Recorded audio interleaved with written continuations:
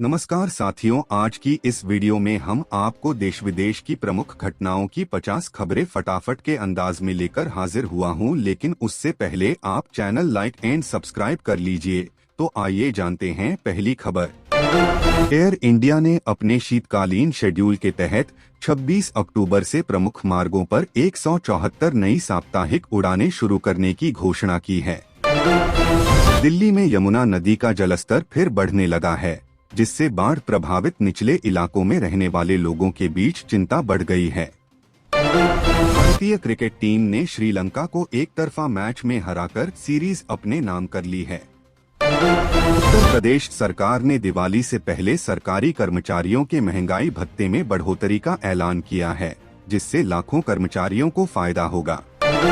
Vladimir Putin ने भारत के साथ व्यापार असंतुलन को कम करने के लिए रूसी सरकार को खास निर्देश दिए हैं। बिहार में चल रहे विधानसभा चुनावों को लेकर राजनीतिक दलों के बीच आरोप प्रत्यारोप का दौर जारी है। अभिनेता सतीश शाह के निधन पर भाजपा अध्यक्ष जेपी नड्डा ने शोक व्यक्त किया है। जल्द ही दिल्ली में कृत्रिम बारिश कराने की योजना पर सरकार विचार कर रही है, ताकि प्रदूषण से राहत मिल सके। पेट्रोल और डीजल की कीमतों में लगातार दूसरे दिन बढ़ोतरी दर्ज की गई है, जिससे आम लोगों की जेब पर बोझ बढ़ गया है। शेयर बाजार में आज जबरदस्त उछाल देखने को मिला। सेंसेक्स और निफ्टी दोनों रिकॉर्ड स्तर पर बंद हुए। जम्मू कश्मीर में लगातार बारिश से बाढ़ की स्थिति बनी हुई है, बचाव कार्य जारी हैं। कई राज्यों में भारी बारिश और भूस्खलन के कारण जनजीवन बुरी तरह प्रभावित हुआ है। चीन में कोरोना के नए वेरिएंट को लेकर अलर्ट जारी किया गया है। भारत में भी निगरानी बढ़ा दी गई है। बॉलीवुड में एक नई फिल्म की शूटिंग शुरू हो गई है, जिसमें कई बड़े सितारे एक साथ नजर आएंगे। अमेरिका ने वेनेजुएला के साथ तनाव के बीच कैरिबियाई इलाके में अपना एक युद्धपोत तैनात किया है। दिल्ली एनसीआर में प्रदूषण का स्तर एक बार फिर बढ़ने लगा है। सरकार ने कड़े कदम उठाने का निर्देश दिया है। उत्तराखंड में 4 धाम यात्रा की तैयारियां जोरों पर हैं। श्रद्धालुओं की संख्या बढ़ने की उम्मीद है। भारत और चीन के बीच 5 साल बाद 26 अक्टूबर से उड़ानें फिर से शुरू हो रही हैं। एक नई तकनीक विकसित की गई है, जो सौर ऊर्जा को अधिक कुशलता से उपयोग कर सकती है। आईपीएल के आगामी सीजन के लिए खिलाड़ियों की नीलामी की तारीख तय हो गई है। टीमों ने तैयारी शुरू कर दी है।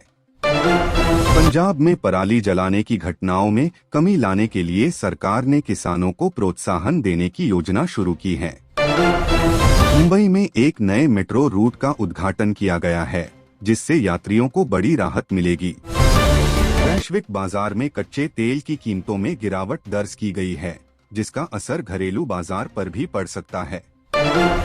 महिला 2-0 वर्ल्ड कप में भारतीय टीम ने धमाकेदार जीत दर्ज कर सेमीफाइनल में जगह पक्की की।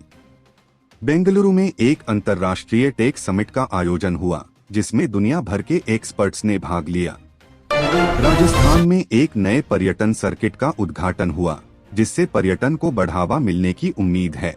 केरल में एक दुर्लभ वन्यजीव प्रजाति की खोज हुई है। वैज्ञानिक इसे लेकर काफी उत्साहित हैं।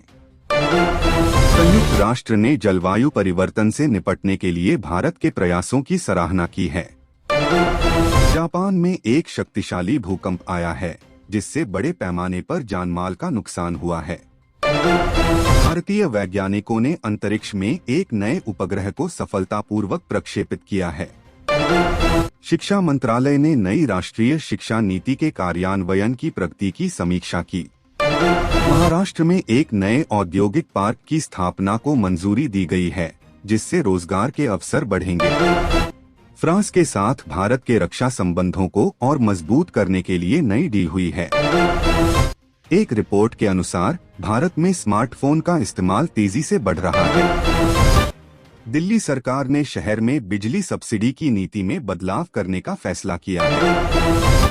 बिहार के चुनावी नतीजों से पहले एग्जिट पोल के अनुमानों को लेकर राजनीतिक गलियारों में हलचल तेज है। रूस ने एक नई हाइपरसोनिक मिसाइल का सफल परीक्षण किया है। पंजाब के अमृतसर में एक ऐतिहासिक गुरुद्वारे का जीर्णोद्धार पूरा हुआ, जिसका उद्घाटन किया गया है। भारतीय रिजर्व बैंक ने रेपो रेट में कोई बदलाव नहीं करने का फैसला किया है। ओडिशा में एक नए बंदरगाह के निर्माण का काम शुरू हुआ है।